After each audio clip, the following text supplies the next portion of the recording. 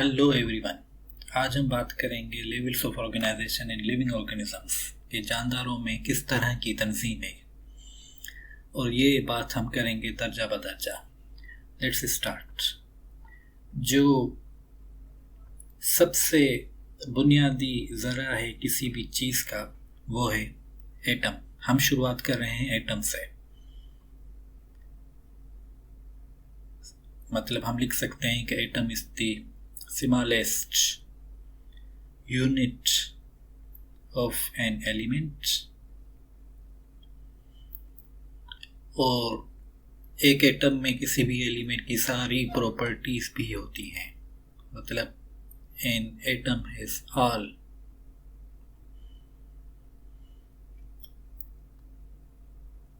all the properties of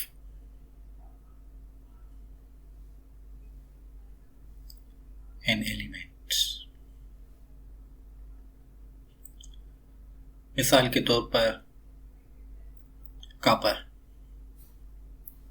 अब जो copper है वो कॉपर का जो एटम है वो है स्मॉलेस्ट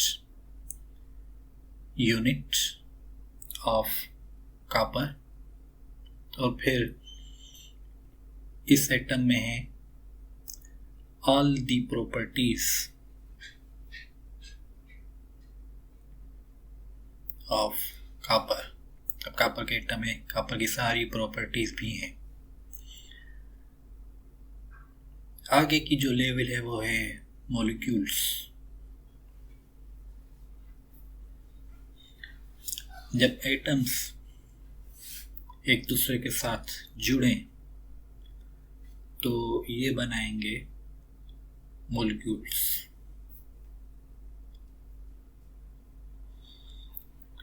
और ये आइटम्स किस तरह से जुड़ेंगे?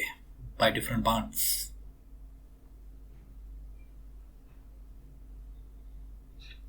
लिविंग ऑर्गेनिज्म में जो सबसे बेसिक लेवल है वो है सेल।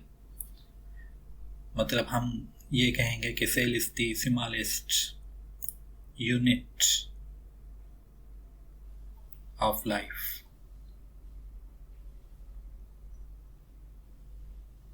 जिस तरह से एक एटम स्मॉलेस्ट यूनिट है एलिमेंट का, और फिर एक सेल में है all the properties of life. एक सेल में जिंदगी की सारी प्रॉपर्टीज हैं। वो क्या हैं? वो है ग्रोथ। एक सेल जो है वो ग्रो हो सकता है। एक सेल जो है वो केमिकल रिएक्शंस कैरी ऑन कर सकता है।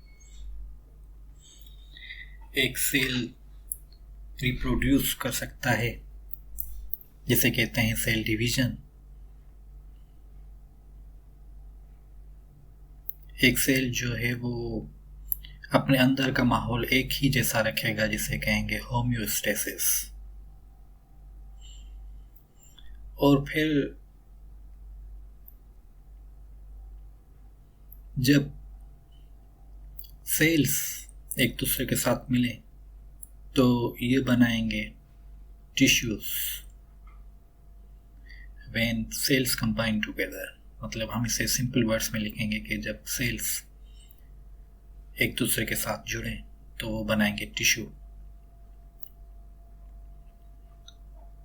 जिस तरह से कि एटम्स एक दूसरे के साथ जुड़े हुए हैं बाय बॉन्ड्स, सेल्स एक दूसरे के साथ जुड़ेंगे सेल जंक्शंस की वजह से। इस पे कभी बात करेंगे कि सेल जंक्शंस क्या हैं।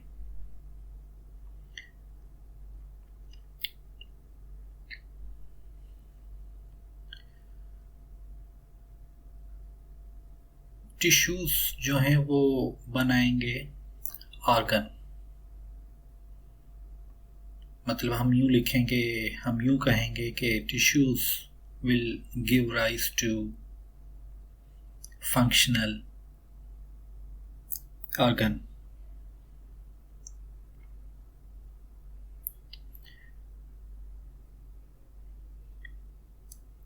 मिसाल के तौर पर जब आप माइक्रोस्कोप पर ब्रेन का टिश्यू देख रहे होते हैं तो वो आप ब्रेन नहीं देख रहे होते, कलेक्शन ऑफ सेल देख रहे होते हैं। लेकिन वही टिश्यू बना सकता है एक ब्रेन। इसी तरह से अगर आप हार्ट टिश्यू देख रहे होते हैं तो वो एक कलेक्शन ऑफ सेल है, वो हार्ट नहीं है, लेकिन वही टिश्यू बना सकता है हार्ट। आगे बढ़े।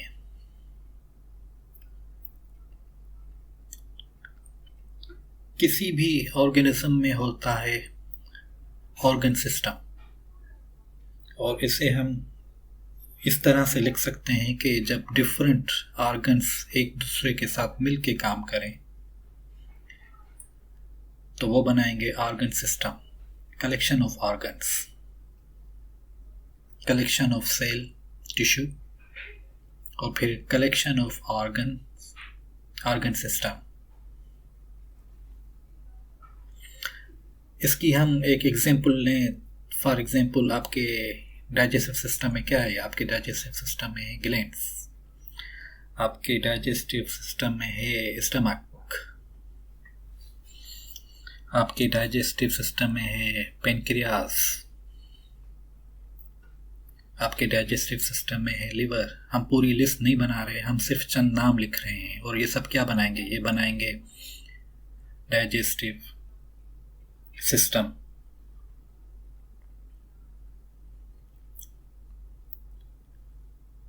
आगे बढ़ें।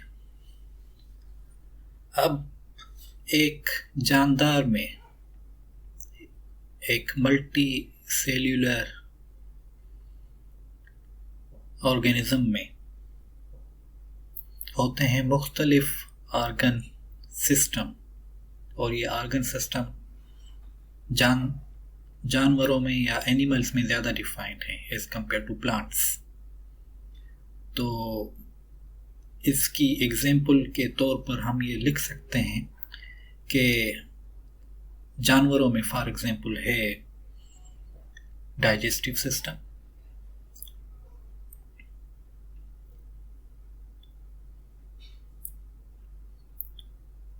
हम में है कार्डियोवैस्कुलर सिस्टम, इसके अलावा नर्वस सिस्टम,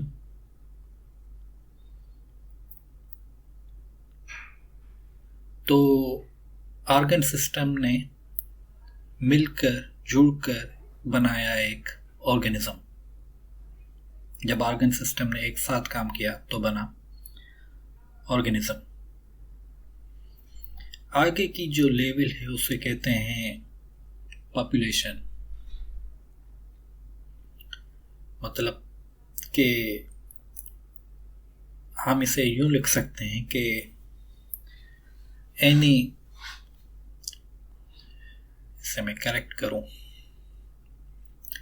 पॉपुलेशन मतलब नंबर ऑफ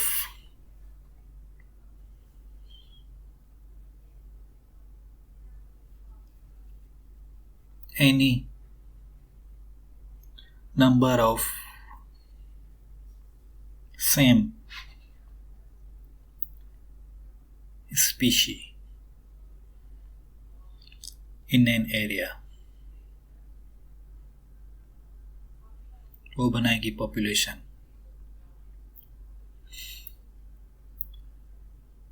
और फिर अगर डिफरेंट स्पीशीज हो तो वो बनाएंगी कम्युनिटी।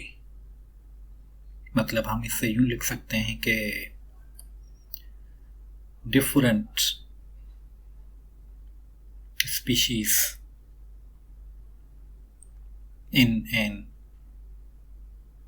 एरिया।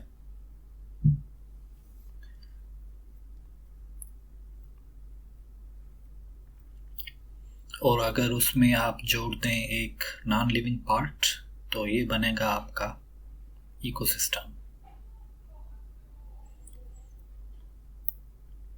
मतलब community plus non living part.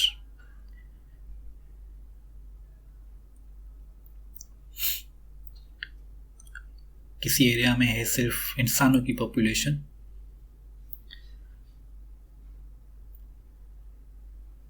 किसी एरिया में सिर्फ इंसान है तो वो है एक पॉपुलेशन, लेकिन इंसानों के साथ और जानवर चरिंद परिंद भी हैं तो वो है एक कम्युनिटी। और फिर जो नॉन लिविंग पार्ट है उसमें आप जोड़ दें पत्थर, पानी, झील, पहाड़, ये बन गया इकोसिस्टम। तो ये थी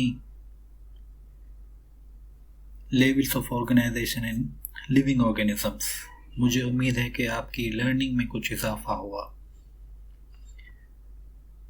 एटम्स ने बनाए मॉलिक्यूल्स, मॉलिक्यूल्स ने बनाए सेल्स, सेल ने बनाए टिश्यूज, टिश्यूज ने मिलकर बनाए आर्गन्स, आर्गन ने मिलकर बनाए ऑर्गन सिस्टम, और फिर मुख्तलिफ ऑर्गन सिस्टम ने काम किया और मिलके बनाया मल्टी सेल्यूलर ऑर्गेनिज्म। अगर सेम स्पीशी है किसी एरिया में तो उसे कहेंगे पॉपुलेशन, और अगर डिफरेंट स्पीशीज हैं तो उसे कहेंगे कम्युनिटी। और फिर उसका जो नॉन लिविंग पार्ट है उसे कहेंगे इकोसिस्टम। तो समझो, पढ़ो, आगे बढ़ो।